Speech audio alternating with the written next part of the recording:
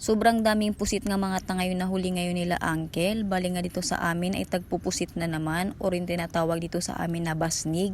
Bali ayan nga mga katangay yung bangkang nakahuli ng pusit. So sobrang dami talaga yung nahuli nila. Yung iba nga nandun pa sa bangka. Unti-unti lang nilang binababa dito para naman malagay namin dito sa net para maipatuyo. Isa nga itong mga katangay sa mga pangunahing hanap buhay na mga tagalinapakan yung pamumusit. Pero mga katangay may mga buwan lang na nagpapahuli talaga yung mga pusit. Kaya naman mga katangay kapag ka nakahuli sila ng maraming kagaya nito ay sobrang jackpot talaga. Malaki talaga yung party-party kapag ka napabenta ito. So mga katangay ganito nga pala ito ilagay sa net. Kailangan naka-align siya para yung mga ulo niya, yung ulo ng pusit pag natuyo na siya ay hindi mapuputol. Dahil bawal itong maputol kapag ka ibinenta na sa mga negosyante na bumibili dito.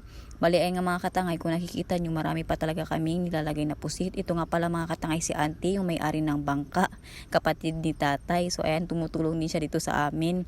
Kapag napuno na nga namin mga katangay ng pusit yung net ay nilalagay na namin ito sa may initan. Bali binabanlawan pa nga ito mga katangay ng bunso kong pinsan. So ayan mga katangay siya yung anak na may-ari din ng bangka na tumutulong din dito. Ayan shout out sa'yo Kuya Binoy. Siya yung bunso sa amin magpipinsan mga katangay. Madami na rin kaming natapos mga katangay na mailagay sa net. So yan kung nakikita nyo. Ayan sobrang linaw din ng dagat. Nakikita nyo rin yung dagat dito sa amin mga katangay.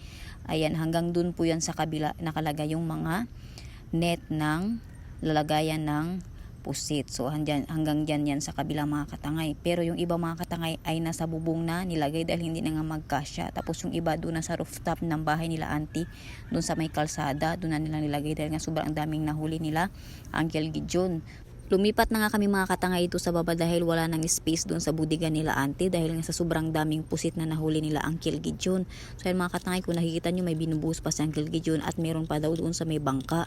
Ayan kung hindi nyo na itatanong mga katangay dito po sa amin ay traditional na ng mga tao na kapag ka merong mga tao nakaka-jackpot kagaya nito na marami silang nahuling pusit.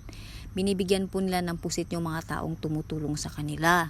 So kagaya na lang ito sa akin, hindi ko naman po inaasahan na bibigyan din nila ako ng pusit. Kaya yung ginawa ka dito sa akin mga katangay ay nilagay ko din sa net. Nanghiram din ako ng net sa kapitbahay namin. Dahil ito nga sa amin mga katangay ay amihan na naman para kapag wala kaming maiulam ay meron kaming maiulam mga katangay na pusit. So ayan yung binigay nila sa akin mga katangay ay nilagay ko din sa net na hiniram ko sa kapitbahay. So ayan shout out nga pala kay Manang Nalin na nagpahirap ng kanyang net or kaping. Kaping yung tawag dito sa amin mga katangay sa net na ganyan na lagyan ng pusit. Tuwang-tuwa nga ako dito mga katangay dahil nakakaaliw talaga maglagay ng pusit sa net. So ayan nga mga katangay natapos ko nang ilagay. Diba sobrang dami. Meron na kaming libreng ulam. So ito mga katangay kung hindi nyo na itatanong dito sa amin sobrang mahal ito. Nasa 500 to 600 yung isang kilo kapag ka bumili ka ng tuyo na. So ayan maraming salamat kila Uncle Gideon, kila auntie sa team ni Uncle Gideon na nagbigay ng pusit. Yan hanggang dito lang mga katangay. Bye bye!